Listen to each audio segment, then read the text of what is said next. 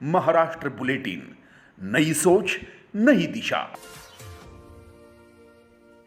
Asia की सबसे बड़ी प्याज मंडी लासलगांव में पिछले 15 दिनों में प्याज की कीमतों में 1000 रुपये तक की बड़ी गिरावट दर्ज की गई है।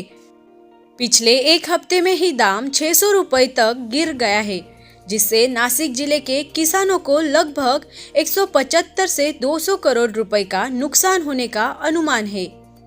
मंडियों में लाल प्याज की आवक बहुत ज्यादा बढ़ गई है, लेकिन बांग्लादेश में चल रही हिंसा के कारण वहां निर्यात सीमित हो गया है। खाड़ी देशों में चीन और पाकिस्तान का प्याज कम दामों में उपलब्ध होने से भारतीय प्याज की मांग घटी है। इससे किसानों को नुकसान हो रहा है। सरकार निर्यात करने का फैसला ले, ऐसी मांग किसानों ने की है। मी एक कांदा उत्पादक शेतकरी, मागच्या वेळेस आम्ही उन्हाळ कांदा लावला होता, तर त्या कांद्यामध्ये आम्हाला सरासरी 800 ते 1000 रुपये हा बाजार भाव भेटला।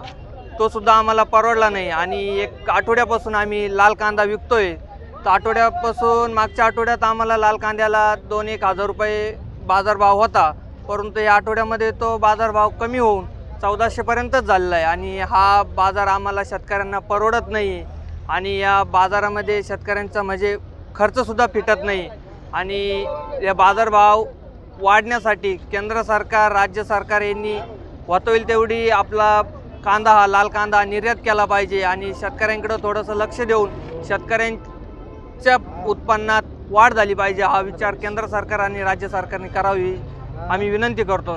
नवीन कांद्याची आवक चांगल्या प्रमाणात वाढत आहे, परंतु एक बाजूला बांगलादेशमध्ये हिंसाचार चालू असल्याने तेथील IPच्या संदर्भात गव्हर्नमेंट ओपन न केल्यामुळं अतिशय कमी प्रमाणात कांदा हा बांगलादेशमध्ये निर्यात होतो आहे आणि सौदी अरेबिया असेल, जग गल्फमधल्या कंट्री तेथे आपल्याला कॉम्पिटिटर असलेला पाकिस्तान आणि चायना तो कांदा तेथे आपल्याला कॉम्पिटिशन करत असल्यामुळे गेल्या सातत्याने कांद्याचे बाजारभाव हे घसरत चालले।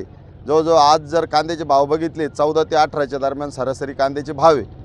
तर याचं प्रमुख कारण आहे का या जे आयात निर्यात जे आपले सातत्याने बंद असेल त्यामुळे हा परिणाम आपल्याला कांद्याच्या बाजारभावावर दिसून येत असेल। आज सुबह के सत्र में लासलगांव मंडी में 23,420 क्विंटल प्याज की आवक हुई, जहां औसत भाव मात्र 1,625 रुपये क्विंटल रहा। महाराष्ट्र बुलेटिन के लिए Sanjay Jadhav, Chandwad. Maharashtra bulletin YouTube channel को शेयर करें, सब्सक्राइब करें, बेल आइकॉन पर क्लिक करें।